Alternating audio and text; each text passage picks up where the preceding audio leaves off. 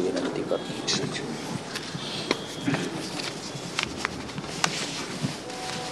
काँग्रेस नेते राहुल गांधीजींनी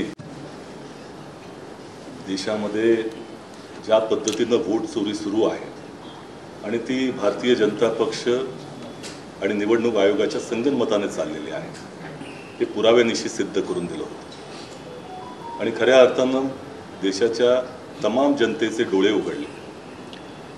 संविधानानं प्रत्येकाला मताचा अधिकार दिलेला आहे आणि हा लोकशाहीसाठी मूलभूत आधार आहे आणि तो अधिकार जर तुमच्या हातून काढून घेण्याचा प्रयत्न चालला असेल तर त्याचा विरोध हा देशपातळीवर झाला पाहिजे।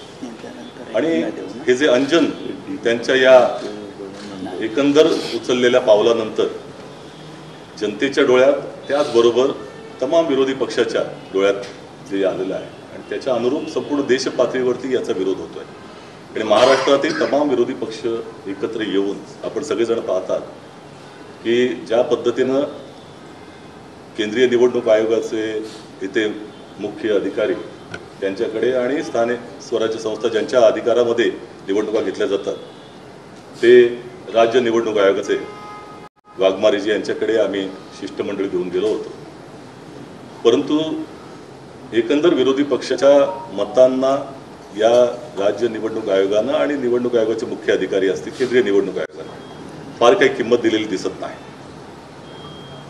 राहुल गांधीजींनी स्वतः सांगितलं होतं त्यावेळेला की लोकसभा आणि विधानसभा या निवडणुकीच्या कालावधीमध्ये जवळपास महाराष्ट्रामध्ये 41 लाख मतदार वाढले आणि पुढे अजूनही त्या ठिकाणी प्रकाशात आलं की 16 ऑक्टोबर ते 19 ऑक्टोबर या कालावधीमध्ये 4 दिवसामध्ये महाराष्ट्रामध्ये 6,55,709 मतदार वाढले।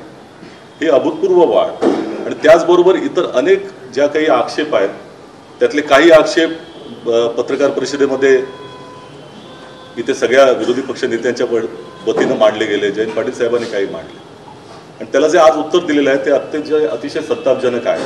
निवडणूक आयोगानं हात झटकलेले आहेत। खऱ्या अर्थानं ही जी यादी आहे तीच आक्षेपार्ह आहे, त्याच्यामध्ये घोळ आहे। ही जी विधानसभा निवडणूक झाली ती घोळयुक्त यादीबरोबर झाली आणि त्याच्यानंतर आता 9 महिने वाढवले गेलेले आहेत। 1 जुलै 2025 पर्यंतची यादी ही निर्धारित करण्यात आली आणि त्याच्यामध्ये प्रचंड मोठ्या प्रमाणामध्ये घोळ आहे, चुका आहेत आणि त्या चुकांचं निराकरण करण्याकरता संधी ही विरोधी पक्षाला दिली जात नाही। अद्यापही आम्हाला ती यादी त्या ठिकाणी प्राप्त झालेली नाही, हातात दिसलेली नाही। त्यामुळे ही लोकशाही प्रक्रियेमध्ये ज्या पद्धतीने आदर्श प्रक्रिया राबवली गेली पाहिजे ती राबवली जात नाही आणि संपूर्णपणे हे लोकशाही प्रक्रियेला घातक आहे। त्यामुळे हा विरोध त्याचा करण्याकरता आम्ही सगळेजण एकत्र आलेलो आहोत आणि त्याचा मोर्चा हा 1 नोव्हेंबरला जाहीर करण्यात आलेला आहे।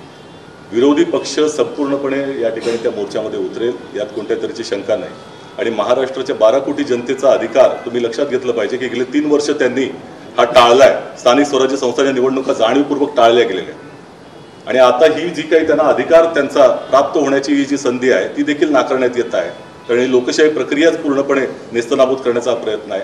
त्याचा विरोध सगळेजण मिळून आम्ही करतो। धन्यवाद। भारतीय कम्युनिस्ट पक्षाचे कॉम्रेड प्रकाश रेड्डी